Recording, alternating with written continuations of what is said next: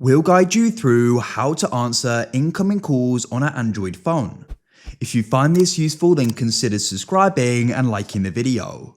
So perhaps you try tapping it and you can't go and answer it. So we're going to guide you through how this is done. Make sure you go and pay close attention as we're going to walk you through the steps you need to go and take. As it may be a little bit confusing there because you can see there I'm trying to go and tap it and it's not letting me. So we're going to walk you through this. So let's go and get another incoming call again, just so I can show you exactly what you need to do. We'll just go and wait for it to go and start coming through. Here it is.